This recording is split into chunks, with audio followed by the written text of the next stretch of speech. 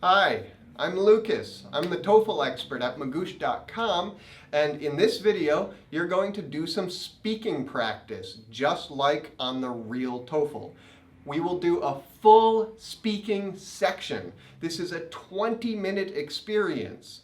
But first, before I give you those questions, let me introduce you to the speaking section so you know what to expect. There will be 6 questions. The first 2 will just be questions. That is, there will be a question and you give an answer. But then the next 4, that is questions 3, 4, 5, and 6, will all have some media involved, some listening. In questions 3 and 4, you're going to read a text and then listen to a conversation or lecture, and in your answer, in your spoken response, summarize. And in questions 5 and 6, you're going to listen to a conversation or a lecture with no reading, and again, summarize and explain. On the TOEFL speaking section, you're going to have very strict timing. You will only have 45 seconds or 60 seconds to give an answer, depending on which question it is. We're going to do that with a timer in the video. Do not spend more time than you're allowed. When the time is finished, you are finished. Okay, so let's get started with the first question, and after, I'll talk a little bit about how to structure your answers. You will now be asked a question about a familiar topic. After you read the question, you will have 15 seconds to prepare your response and 45 seconds to speak. Identify a day or moment in your life that was embarrassing to you and explain why it was embarrassing. Be sure to include specific examples in your response.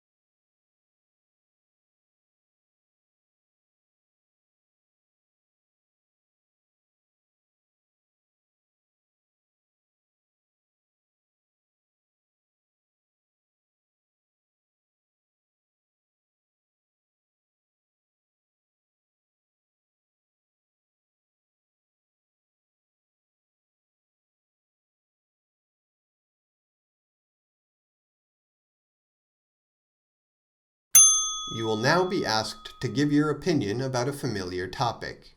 After you hear the question, you will have 15 seconds to prepare your response and 45 seconds to speak. Many people prefer watching music videos on television or the internet rather than listening to the songs on their own. Which way of experiencing music do you think is preferable, and why?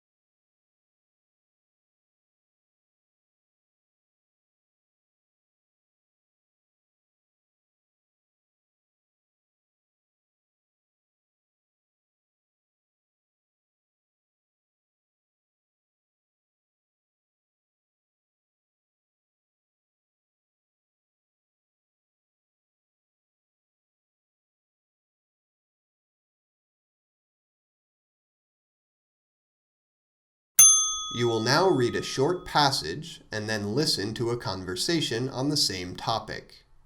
You will then be asked a question about them.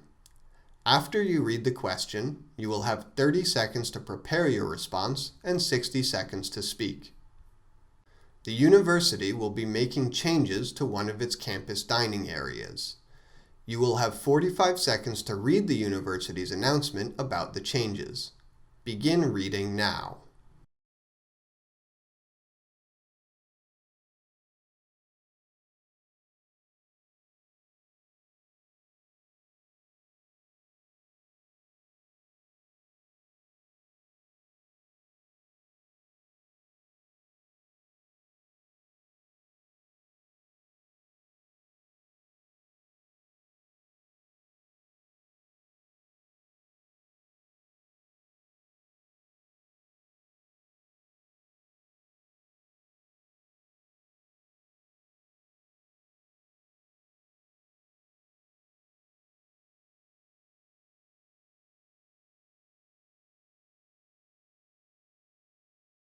Now, listen to two students discussing the announcement.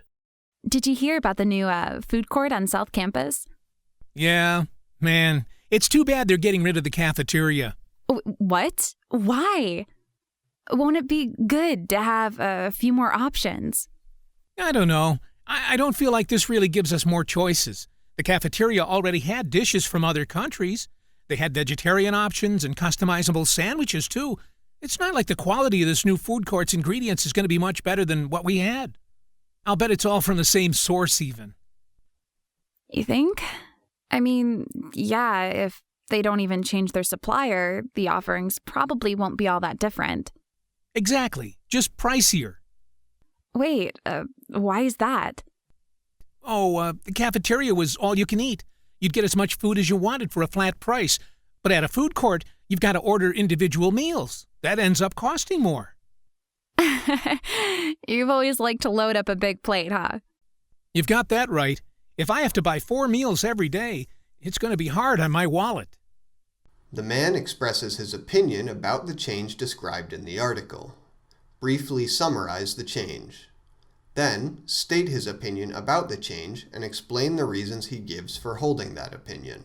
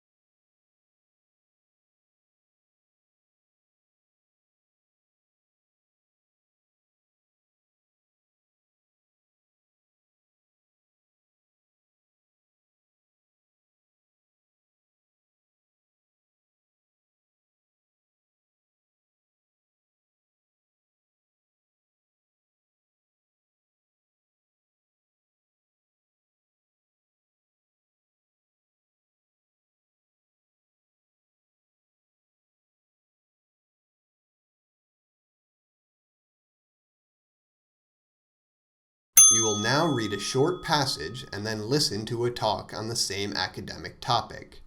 You will then be asked a question about them. After you hear the question, you will have 30 seconds to prepare your response and 60 seconds to speak. Now, read a passage from an art history textbook. You will have 45 seconds to read the passage. Begin reading now.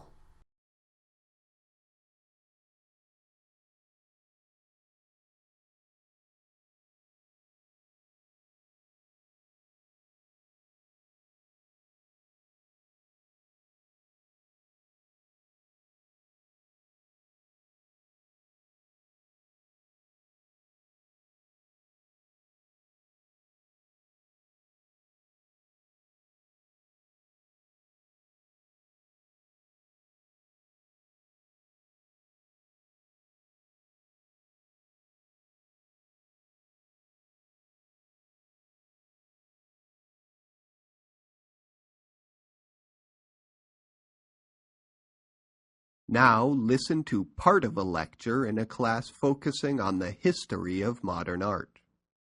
Now, scholars sometimes like to say that in the 20th century, art based on Greco-Roman ideals of beauty and physical perfection fell totally out of favor thanks to the work of pioneering critics like Roger Fry. But today, I'm going to argue that this is actually an oversimplification.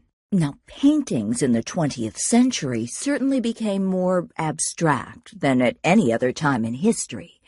But in some ways, this had nothing to do with the work of professional critics, like Roger Fry. I mean, I think it can be convincingly argued that the change in style was simply due to the invention of the camera. See, it was no longer necessary to turn to professional portrait painters to have one's picture taken. And for this reason, there was a gradual decrease in the number of students who went to painting school. It was simply no longer important to spend years mastering technical painting. And instead, it became possible to produce highly abstract works meant to express, well, ideas.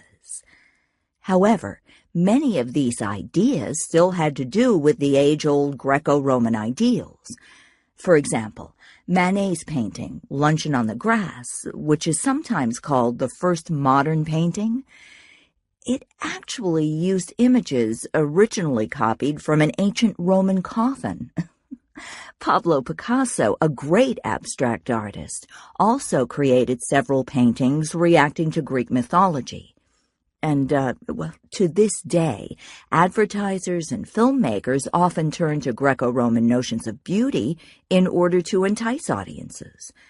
In fact, many modern artists have reacted to too much abstraction in modern art and are returning to classical Greek and Roman themes in their work. So, the Greco-Roman tradition in art is far from dead. Using the points and examples in the lecture, explain how artistic standards changed in the 20th century.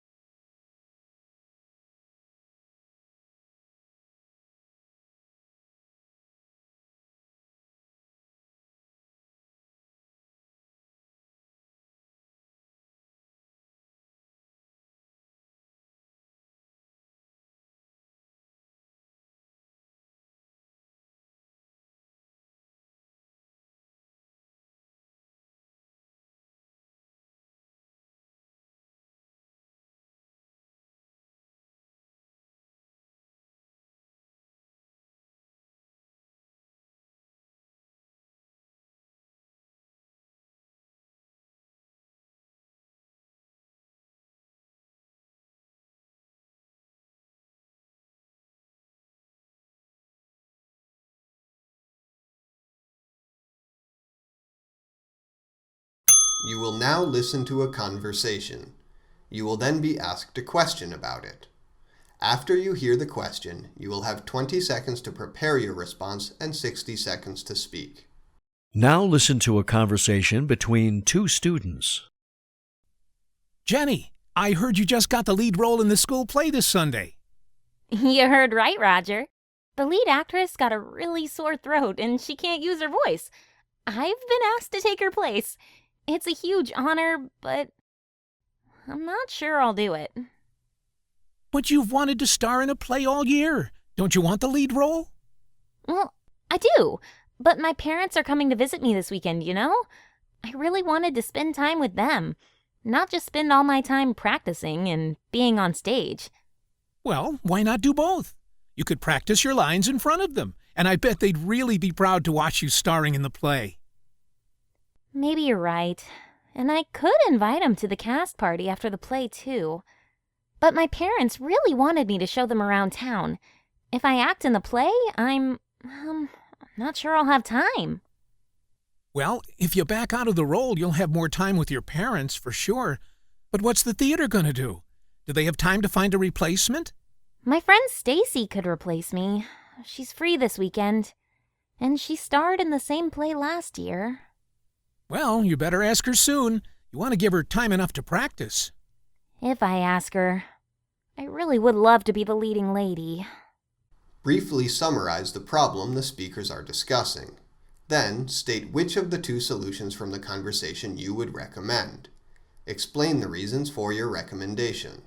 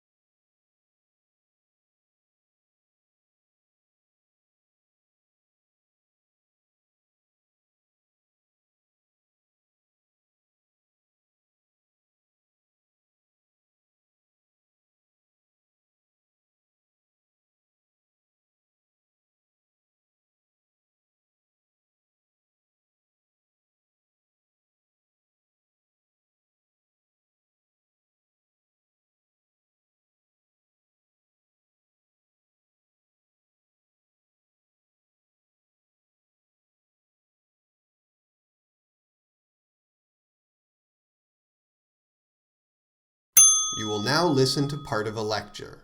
You will then be asked a question about it.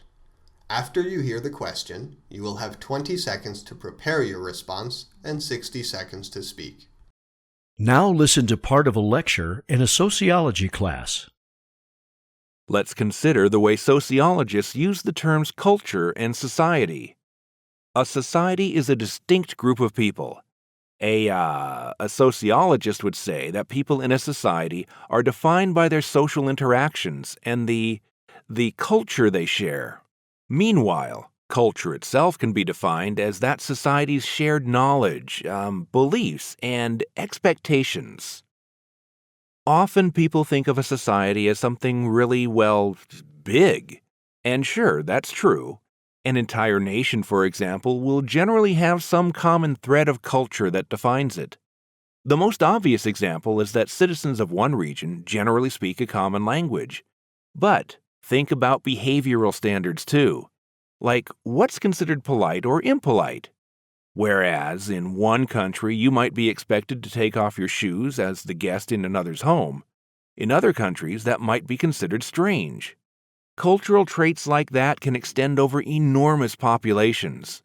But a society can also be much smaller, much simpler. Take this class. Aren't we a society? We have social interactions with each other every week. And I think it's fair to say we have a culture of a sort too. Think back to what happened on the second day of class. Do you all remember? I'd missed my train and didn't have any way to let you all know that I'd be late. But in contrast to other classes, where students might have just headed home 15 minutes after the planned start time, each and every one of you waited the full 30 minutes it took me to arrive. That kind of set expectations, right? It laid the foundation for a culture of patience, something I think is still true of this particular group, this little society. Using points and examples from the lecture, explain how a society can be a large group of people or a very small group.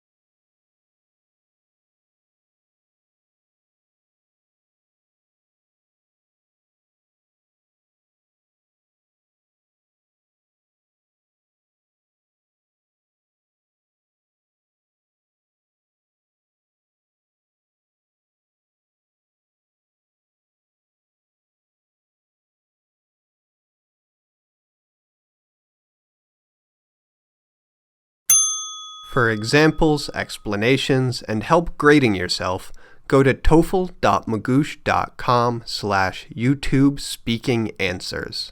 You're done! Congratulations! Alright, so that's a full TOEFL speaking section. A lot of talking at a computer screen. It's a little strange, right? And the trick to getting good scores on the TOEFL speaking section, the big trick, is to structure your answers well, to know how much time to spend introducing your ideas, giving examples of your ideas, and elaborating more, giving more information. For example, that fifth question, it's pretty tricky, right? There's a lot of information you need to include. The problem, the solutions, your opinion, all of that in 1 minute. At magoosh.com, we can explain more how exactly to structure your answers and what strategies to use on your test, on test day, to make sure that you give the best answers possible. So come to magoosh.com and we can help you out with many, many more practice questions just like this along with explanations for every single one. Happy studying!